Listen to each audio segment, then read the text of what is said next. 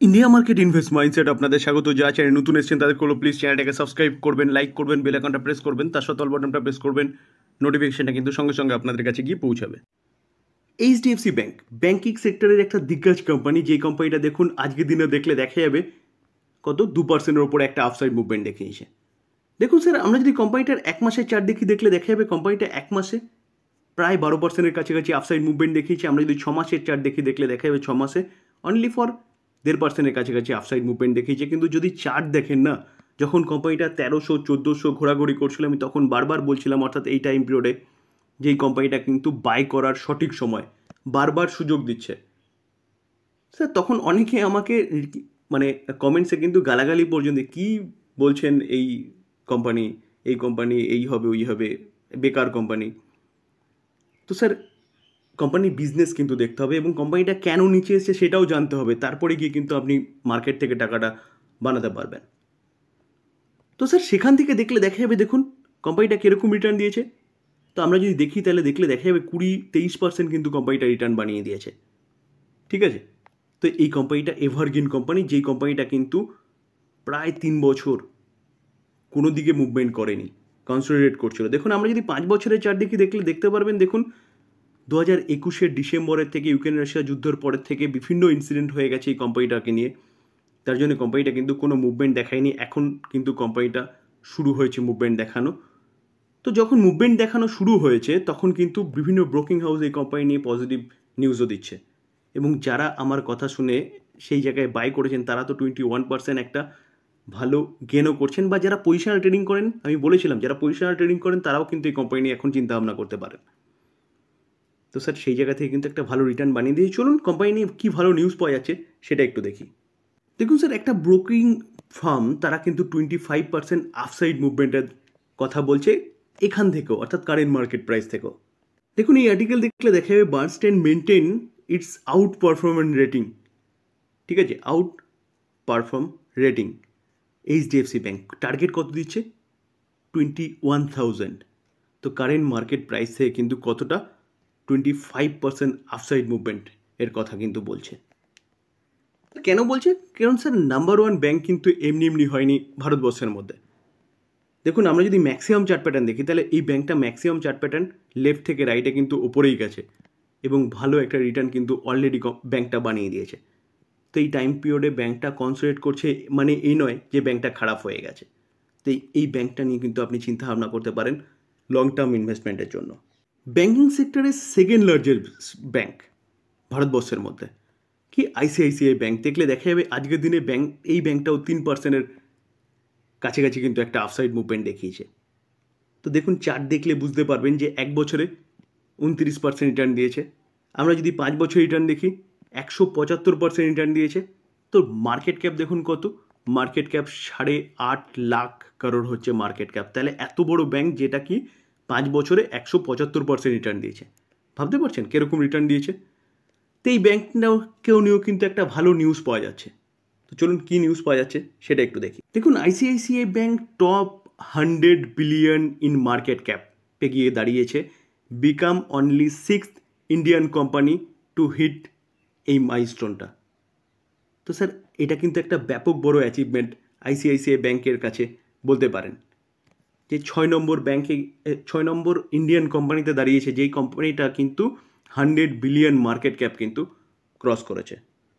তার পাশাপাশি sir Q1 রেজাল্টের সিজন কিন্তু সামনের মাস থেকে শুরু হতে চলেছে, অর্থাৎ জুলাই মাস থেকে। তো এই যে আইসিআইসিআই ব্যাংক, এই ব্যাংকটা কিন্তু তার Q1 যে রেজাল্ট সেটার ডেট ডিক্লেয়ার করে দিয়েছে কত? 27শে জুলাই। তো স্যার যারা এই ব্যাংকটা হোল্ড করছেন, এই ব্যাংকটা স্টেক হোল্ড করছেন, তারা কিন্তু 27শে জুলাই অবশ্যই মাথায় রাখবেন, কারণ ব্যাংকটা কি রেজাল্ট আপডেট দিচ্ছে সেই রেজাল্ট নিয়ে আমি তো আলোচনা করবই। তো এই চ্যানেলের সাথে যুক্ত থাকতে হবে, তাহলে কিন্তু আপডেটটা পেয়ে যাবেন। আর আপডেট জানা আমাদের সবার দরকার। কেন দরকার? কারণ আমরা যে কোম্পানিটা হোল্ড করছি সেই কোম্পানিটা কী পারফরমেন্স করছে কোয়ার্টারলি, সেটা কিন্তু আমাদের সবাইকে জানতে হবে। তো 27শে জুলাই দিনটা কিন্তু মাথায় রাখবেন। Sir IRFC, Indian railway finance corporation limited, কোম্পানিটা কী করে? কোম্পানিটা হচ্ছে ইন্ডিয়ান রেলওয়েকে কিন্তু ফাইন্যান্স প্রোভাইড করে। একমাত্র কোম্পানি হচ্ছে এই কোম্পানি যে কোম্পানিটা কিন্তু ফাইন্যান্স প্রোভাইড করে ইন্ডিয়ান রেলওয়েকে। তো বলতে পারেন বিজনেস কিন্তু করে মনোপলি। তো ইন্ডিয়ান রেলওয়ে যত ইনফ্রাস্ট্রাকচার ডেভেলপমেন্ট হবে, যত ইন্ডিয়ান রেলওয়েকে আরও আপগ্রেডেশন করবে, তত কিন্তু এই কোম্পানির বিজনেস বাড়বে। কেন বাড়বে? কারণ ফান্ড প্রোভাইড কিন্তু এই কোম্পানিটাই করবে। তো তার জন্য এই কোম্পানিটাকে দেখলে দেখা যাবে, দেখুন 1 বছরে কোম্পানিটা 443% রিটার্ন দিয়েছে, যেটা আমরা যদি 5 বছরে দেখি তাহলে দেখা যাবে 5 বছরে 600% রিটার্ন দিয়েছে। তো এই কোম্পানিটাকে নিয়ে কিন্তু একটা ভালো নিউজ পাওয়া যাচ্ছে। সামনে বাজেট আসছে, তো বাজেটেও কিন্তু যতদূর যা শোনা যাচ্ছে যে কি রেলের ক্যাপেক্স কিন্তু বাড়াবে, অর্থাৎ রেলের অর্থ বরাদ্দ কিন্তু আরও বেশি হবে। কারণ গভর্নমেন্ট লক্ষ্যমাত্রা রেখেছে 2030-এর মধ্যে 54 লাখ কারোর খরচা করতে চলেছে রেলের আপগ্রেডেশনের জন্য। তো টাকাটা কিন্তু এর মাধ্যমে যাবে। তো বাজেটে 22শে জুলাই আমরা জানতে পারবো কি হতে চলেছে। তো চলুন কি নিউজ পাওয়া যাচ্ছে সেটা একটু দেখি। দেখুন, আইআরএফসি মে সি 33% আপসাইড। একজন অ্যানালিটিক্স বলছে যে আইআরএফসি কিন্তু কারেন্ট মার্কেট প্রাইস থেকে 33% আপসাইড মুভমেন্ট দেখাতে পারে। দেখুন, যে কোনো কোম্পানির যে আপসাইড মুভমেন্টের কথা বলা হয় না, এটা কিন্তু 1 বছরের জন্য বলা হয়। তো 1 বছরে এতটা মুভমেন্ট দেখাতে পারে। দেখুন, এই যে কে বলছে, মানস জয়সওয়াল, তিনি কি বলছে দেখুন, তিনি বলছে যে ফার্স্ট কোম্পানিটা কিন্তু 200 টাচ করতে পারে, সেড জয়সওয়াল সেড। ঠিক আছে, এটা কোথায় বলছে?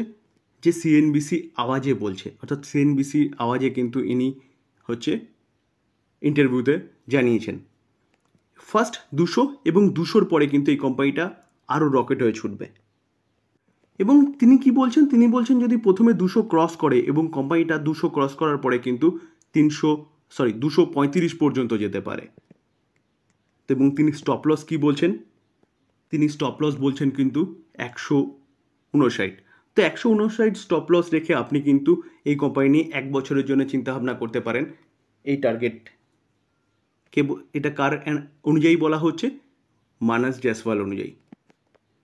তো স্যার আপনি কি করবেন? দেখুন, বিভিন্ন অ্যানালিটিক্স বা বিভিন্ন ব্রোকিং হাউসরা কি করবে, বিভিন্ন রকম টার্গেট দেবে, তাই বলে চোখ বন্ধ করে সেই কোম্পানিটা বাই করবেন, একদম নয়।